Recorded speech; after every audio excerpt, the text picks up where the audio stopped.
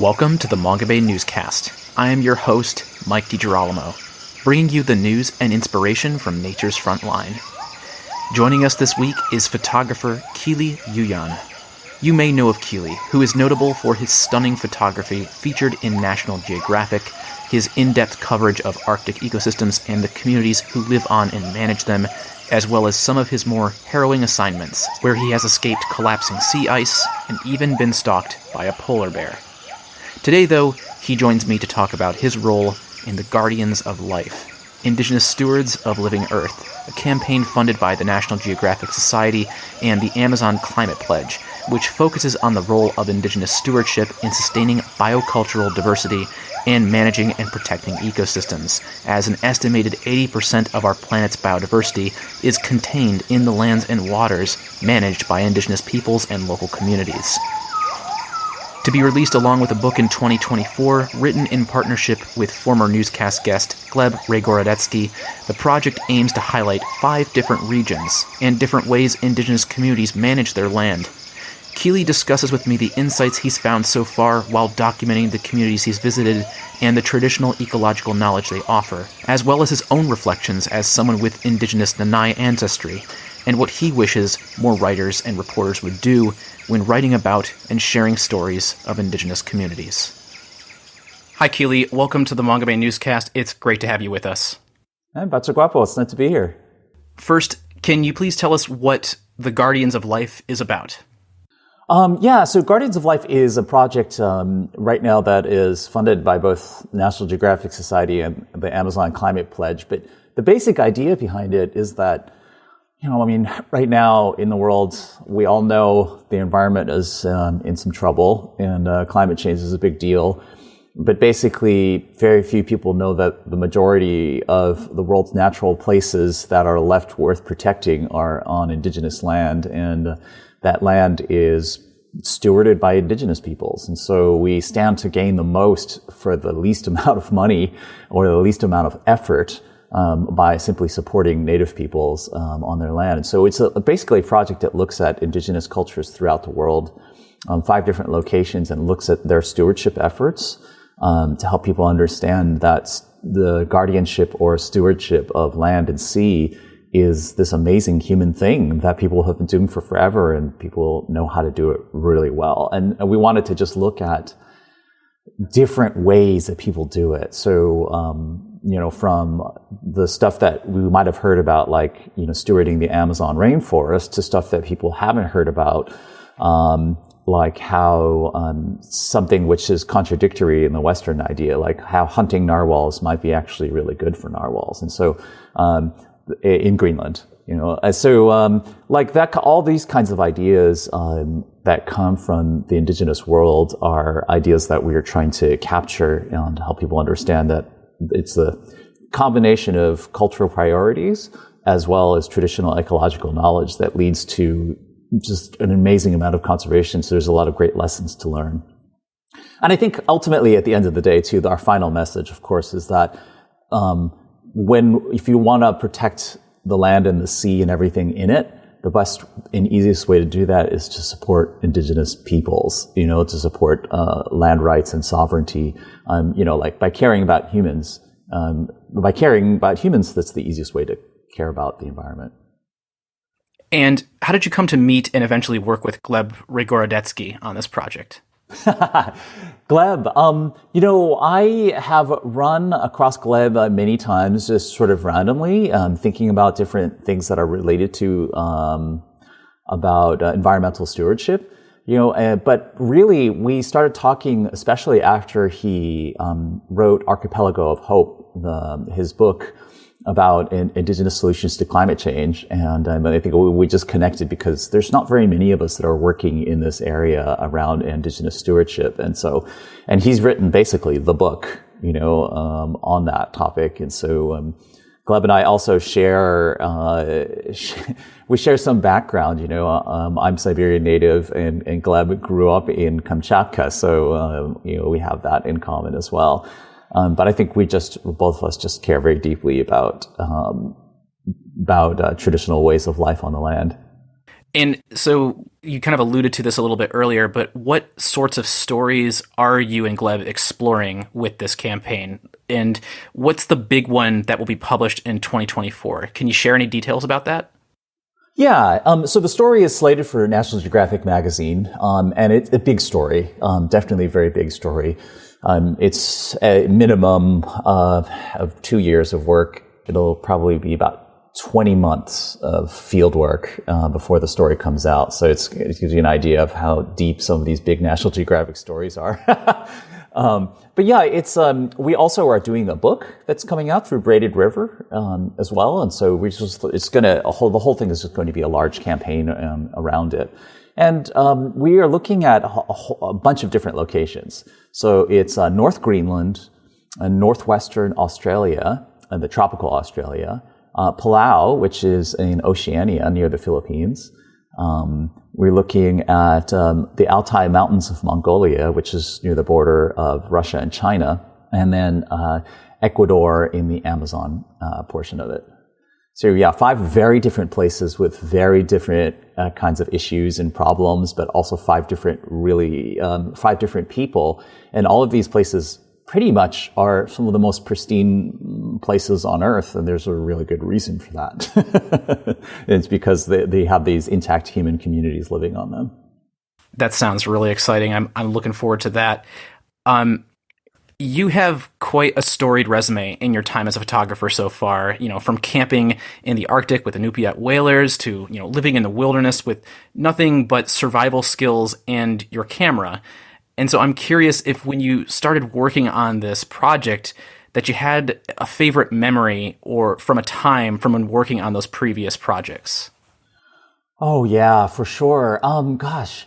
Well, so much of it is so dear to me, and while I have a lot of really cool wildlife stories, my favorite ones are always with the people. Like recently, I remember being in Palau, and I was running around photographing coconut crabs and this crazy coconut beetle that kills the coconut trees.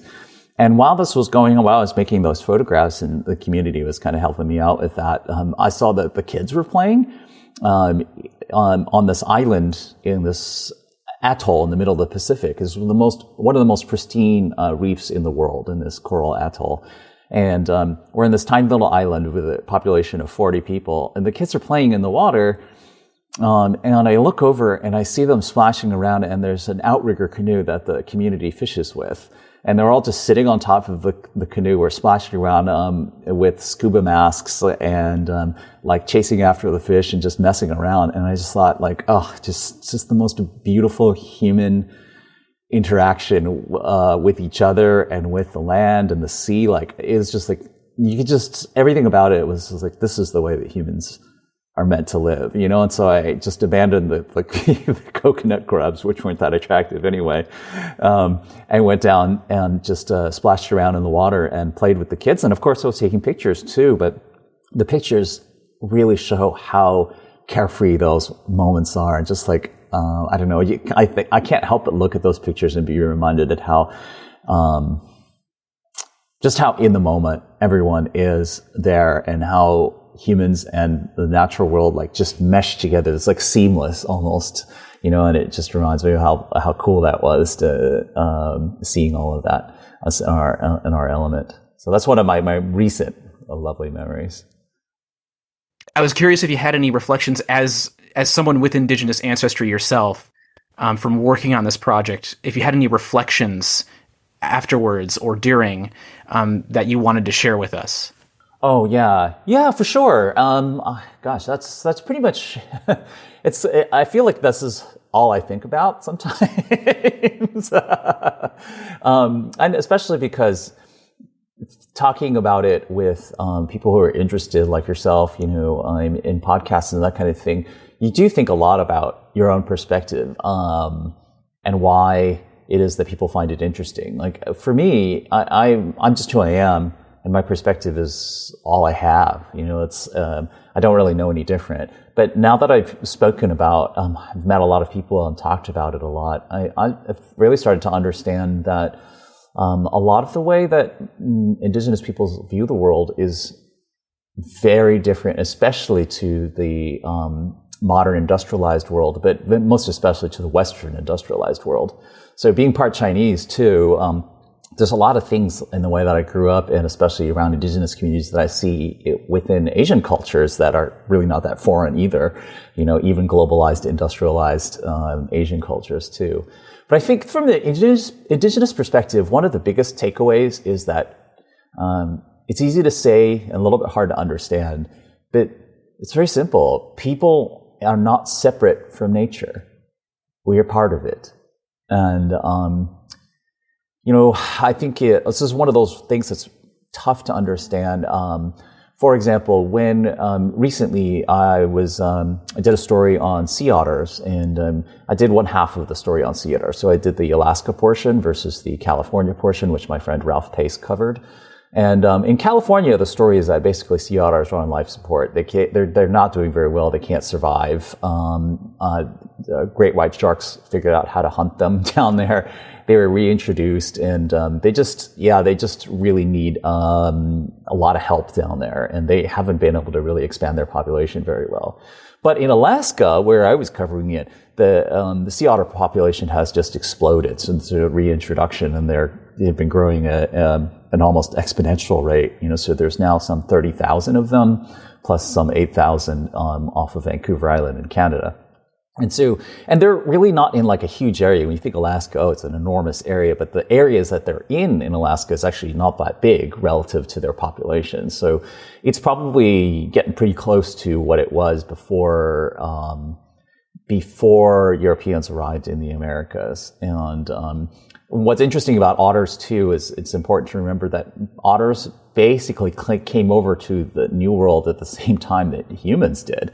So humans have always been managing sea otters, and I'm talking about all this because I think it's just really important to remember that humans have always managed the land and the sea and everything around us. Like when we sort of think, there's a really strong perception in the Western world or just in the industrialized world that nature is best left to itself, left to its own devices, that all the damage in the world will be repaired if humans aren't in it.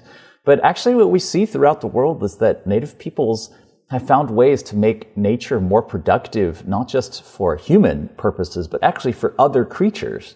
Like, there's this kind of weird patchwork thing that happens. You see it in forests all the time, but where native peoples have lived, you create little patchwork ecosystems that end up being a lot more productive for other species as well. In the same way that kind of beavers do. Beaver fells some trees and creates a pond, then all of a sudden it creates this little mini ecosystem that is so rich with other creatures.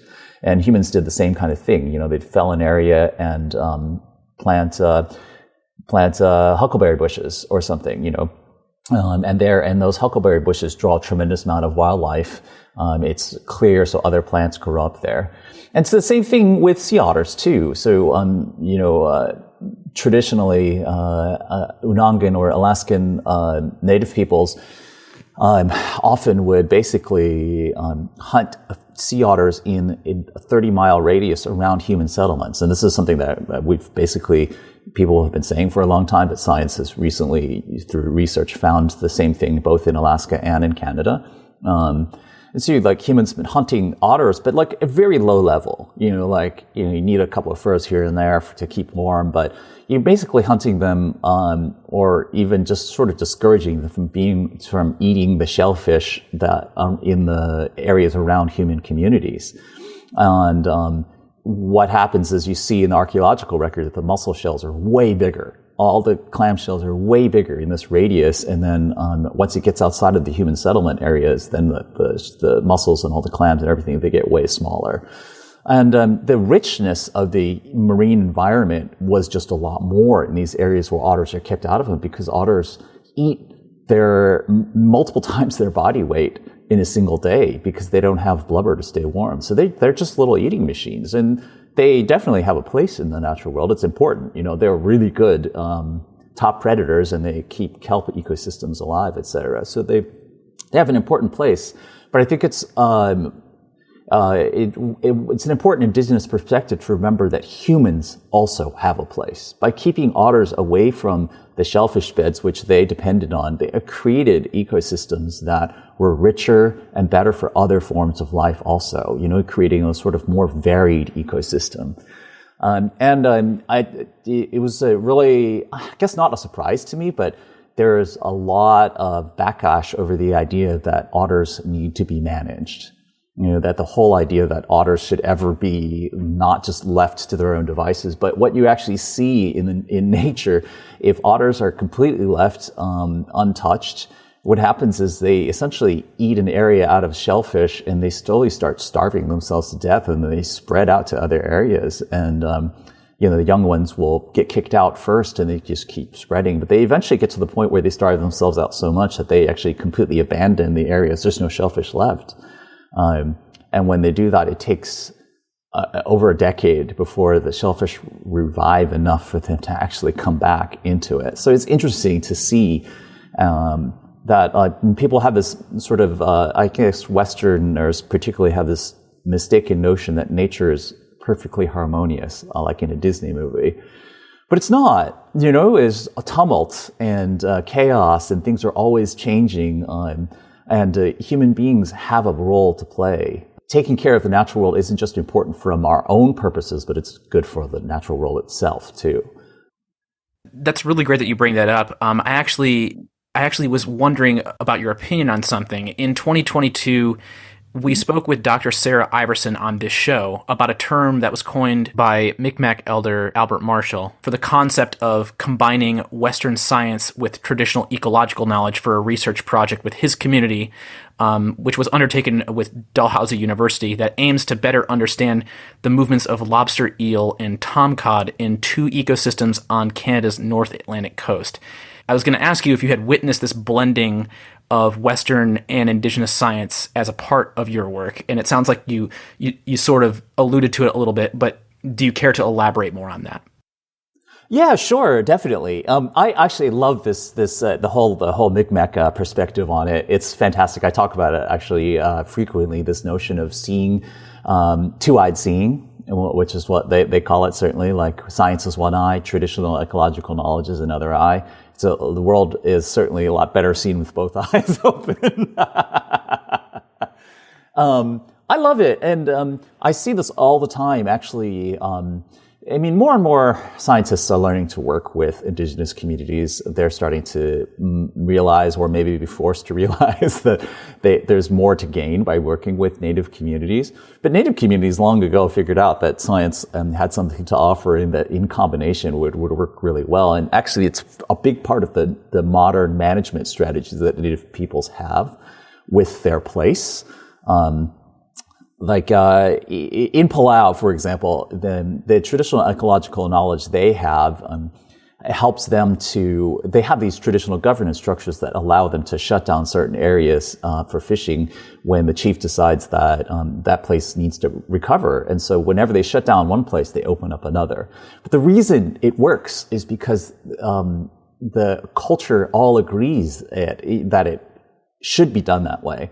And it has been done that way for thousands of years. And so they know it and they believe it. It's in their blood, And that two-eyed seeing, the traditional ecological knowledge, comes from the fact that the chief basically is just hanging out, and then his cousin comes over and is like, hey, I was fishing today, and actually we haven't been seeing a whole lot of, we haven't been catching very many grouper over in this area. And the chief will say, oh yeah, cool. And the next time he goes out fishing, he'll swim around, and go spearfishing, and he'll see that there's not a lot of groupers there. And they know what to look for, right? It's a real different than when a scientist drops down and is armed to the teeth with gear and equipment, but just doesn't have a baseline for understanding what is going on. Here, the Palauans have been watching that particular spot, that one chunk of the coral reef, their entire lives. Every day, are swimming and fishing in it, their entire lives. So they have this very holistic understanding of it, and know that during certain seasons, there's no groupers there, but that doesn't mean that the groupers are less. It just means that they're not there right now because that's not when they're supposed to be there. But they know other times there should be a lot and we don't see them. That's not good. But what the Palauans have also done is they're really big on the science too. For example, they commissioned a study about the value of sharks. And I think they kind of already knew a little bit that sharks were important, but they wanted to be able to, be able to say to their government and to international governments, sharks are important. And so they did the study, and what the study basically showed is that if you fished for a shark, it was worth a lot of money over a period of its lifetime, and all the money it would make down the chain. Each shark was worth about $30,000, a reef shark.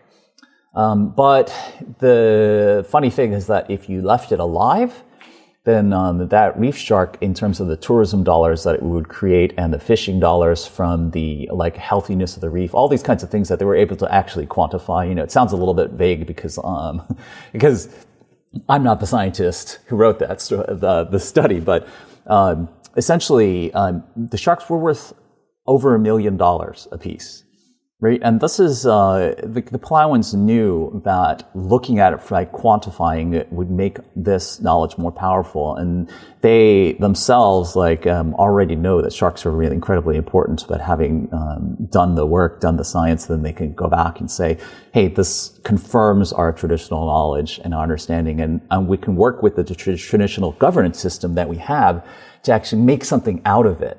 Yeah, sure, we know that sharks are important and they're worth a lot of money, but in lots of other places, it would be like, oh, so what? What can we do about that? Let's make some regulations, but the regulations don't matter because the local people are going to poach those sharks anyway. But with the traditional knowledge, you have a system and a people who will voluntarily agree to be part of this system that takes care of their place because they realize that's important. So two-eyed seeing. It's great. I love it. And to that end, is there anything you wish storytellers would do more when sharing the stories of Indigenous communities, their culture, and the knowledge they have? I think that I guess one of the things that I wish people would do more working with Indigenous communities is that they would spend a bit more time trying to actually gain insights.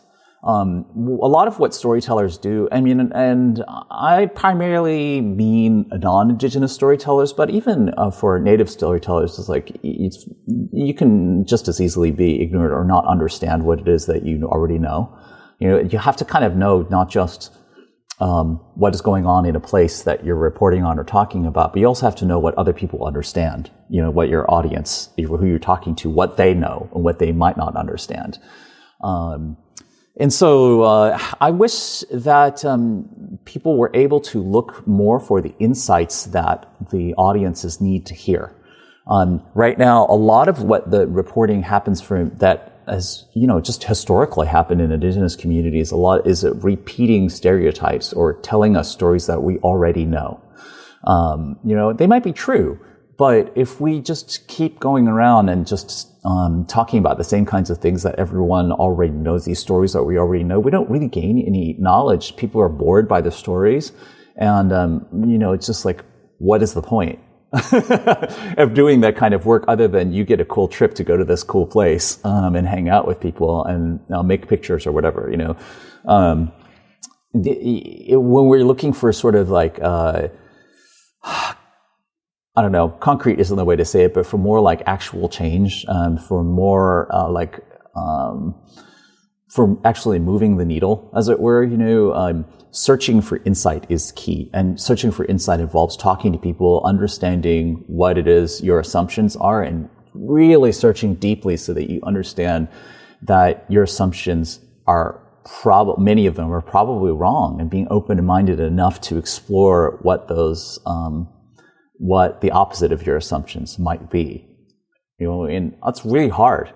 It's a very, very difficult thing. We're all blinded by our cultural biases, our assumptions, and being open to seeing a different way is, it's exceptionally important. And I catch myself doing it all the time, in the opposite direction too. I'm like, hey, Indigenous peoples do this amazing thing or that amazing thing, and nothing could be wrong, but then sometimes I'm surprised. Oh yeah, well, this community overlooks this thing or that thing, but keeping an open mind and really looking at all of this gives you great insight over time. I guess I would say, what's the solution? to gaining insight. If storytellers really want to gain better insight and tell stories that are fresh and not just a repeat, then it involves open-mindedness, of course, but the big weapon is time. That's what you have to wield against a world of ignorance is time. If you don't have time, you just can't understand a place and a people, and especially a different culture. It's just not possible.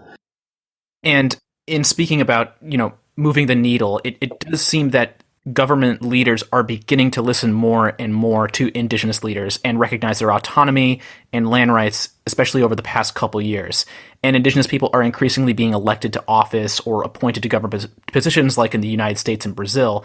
But obviously there is still much more work to do, and many rights still go unrecognized, both in word and in practice, despite the pledges that have been made to protect our planet's biodiversity, such as 30 by 30. So do you think that storytelling has the potential to break through and make an impact on Indigenous representation in policy and government and influence the further protection of our biodiversity and lands upon which it sits? Oh, yeah, absolutely. I mean, storytelling is the public opinion, or what people know, the kind of cultural fabric that we all breathe in and the air that we don't even know, all the biases that we have.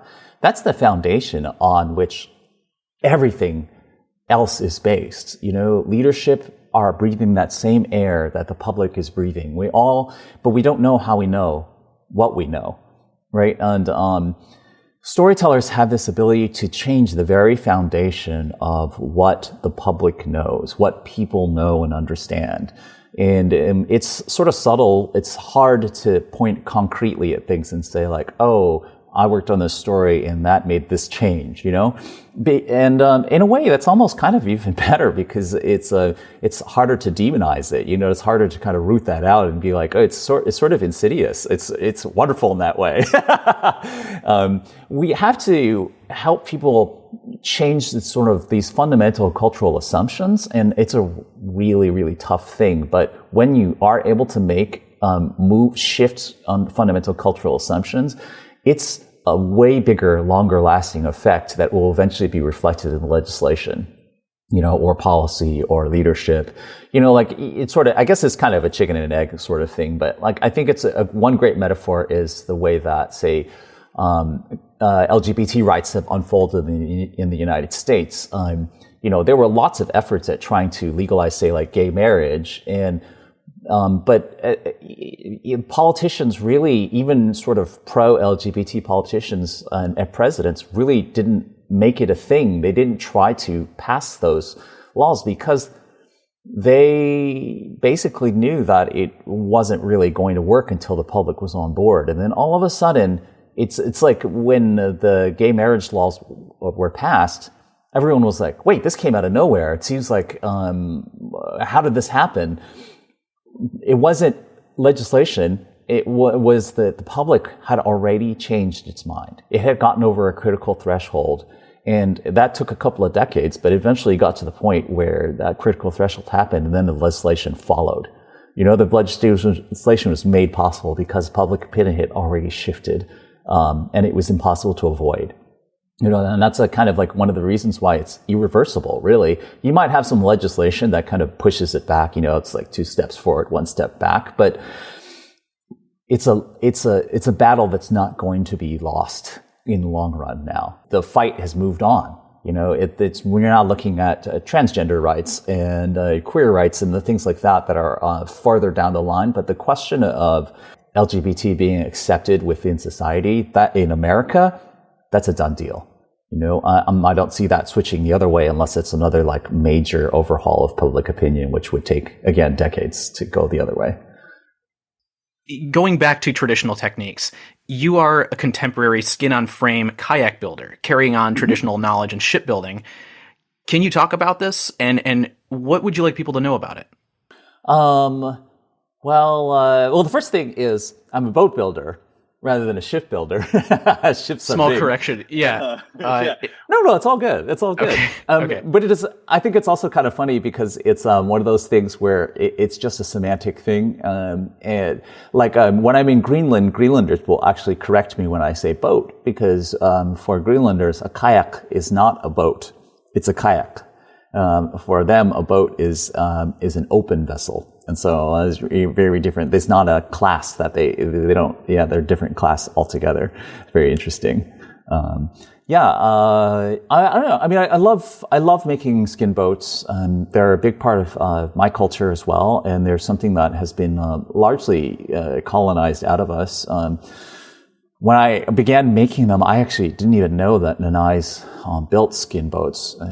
I was building them and then realized that our boats are originally birch bark skinned. And then what I learned over time is that actually that technology went further north to the Arctic and spread, but it actually came back down to us as we realized as birch bark is actually not that easy to come by, the big trees that you can skin a canoe with, skin a kayak with, and it's a lot of work and they're not as durable. And so we learned that technology came back down to us in terms of being able to use seal skin. And so we began to use seal skin to skin our kayaks as well. So pretty cool. I love the sort of spread of knowledge and sharing of culture that happened. But with skin boats, it's been an amazing thing in my life. It's been a huge way for me to connect. Even as I've worked in Alaska with Indigenous peoples, the very first times I went up there, people knew that I was legit and they didn't really treat me the same way that they treat a lot of outsiders. Yes, I'm Indigenous, but if you're not part of the community, you're not part of the community, You didn't grow up there. But what happened is people very quickly figure out that I belong there.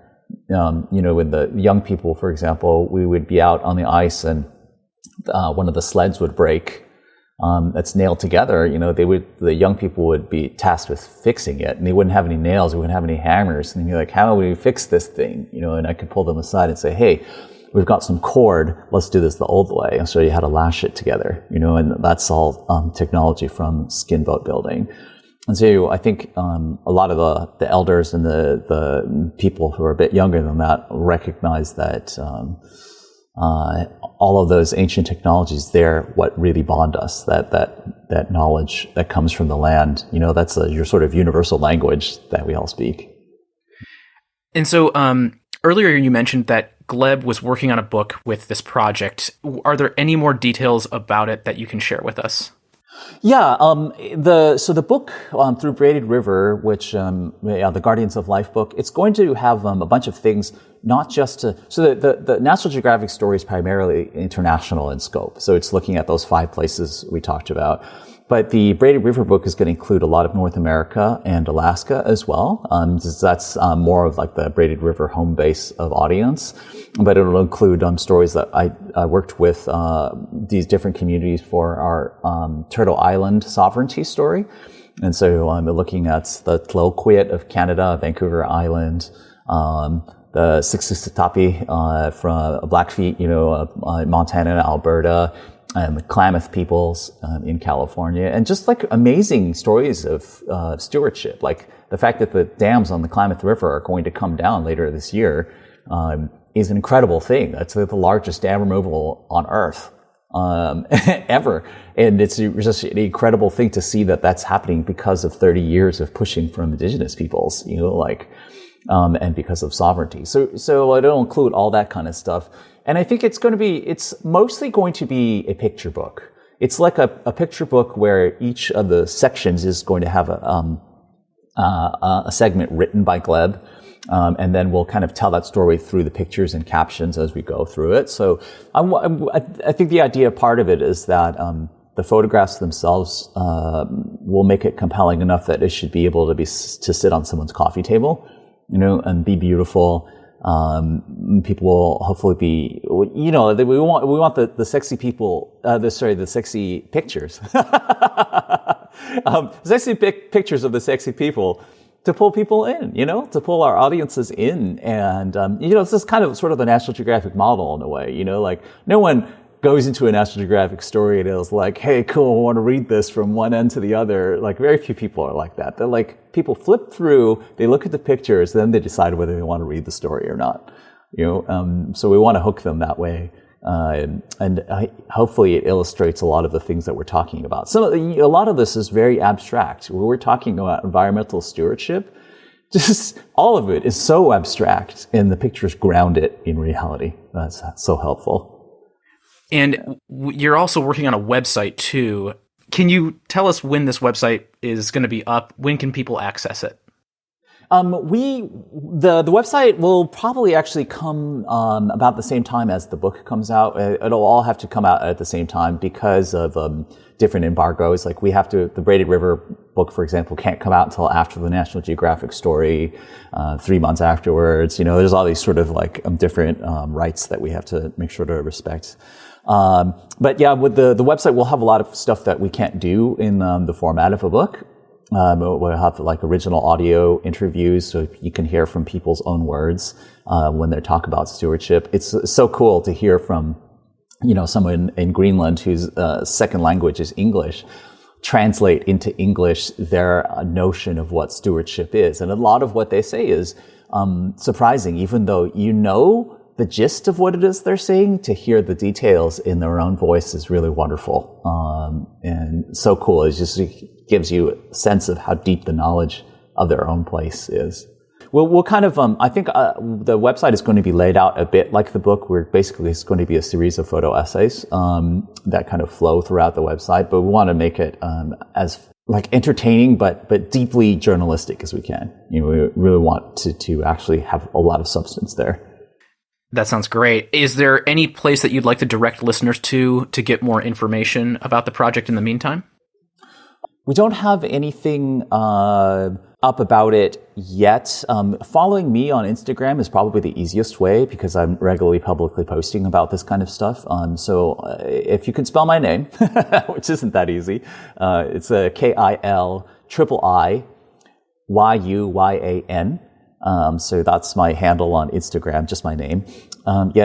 You can always follow me, and I'm regularly posting on my Instagram stories about what we're working on for the project, and you get glimpses of the different places we're working and all of that. But also National Geographic in December Pictures of the Year issue, which was 2 months ago, and also online, I did write a thing about a sort of like a summation of a lot of the stuff that we've talked about today, but looking at it from the point of view especially of Greenland, what it is, why stewardship is important, and there's just drop in a few statistics there that kind of help people to understand how incredible Indigenous stewardship is and how overlooked it is. And so, yeah, there's little bits and pieces of it, but the easiest way is just to find me on Instagram and follow. And I say to people also, don't be shy. Like, I am often on assignment, so I can't respond to everyone right away necessarily, but I almost always respond to everyone that sends me a message, unless it's spammy. Well, Kiliii, thank you so much for joining us. It's been a pleasure having you on the show. Great. Thank you, Mike. Banyalan. Much appreciated. If you want to check out Kilii's work, head to Kiliii.com. That's KILII.com, or find him on Instagram at Kiliii Yuyan. If you enjoy the Mongabay newscast, we ask that you help spread the word by telling a friend. It really is the best way to help expand our reach and keep growing. You can also support us by becoming a monthly sponsor via our Patreon page at patreon.com/Mongabay. We are a non-profit news outlet, and even just $1 per month will really help us offset the production costs and hosting fees. So if you're a fan of our audio reports from Nature's Frontline, head to patreon.com/Mongabay to learn more and support the Mongabay newscast. That's patreon.com/Mongabay. You and your friends can join the listeners who have downloaded the Mongabay newscast over 500,000 times by subscribing to this podcast wherever you get your podcasts from, or you can download our app for Apple and Android devices. Just search either App Store for the Mongabay newscast app to gain fingertip access to new shows and all our previous episodes. And you can always read our news and inspiration from Nature's Frontline at mongabay.com, or if you prefer to keep up with us on social media, follow us at facebook.com/mongabay, or on Twitter, Instagram, TikTok, and Mastodon, where our handle is @mongabay on all platforms. Thanks for listening.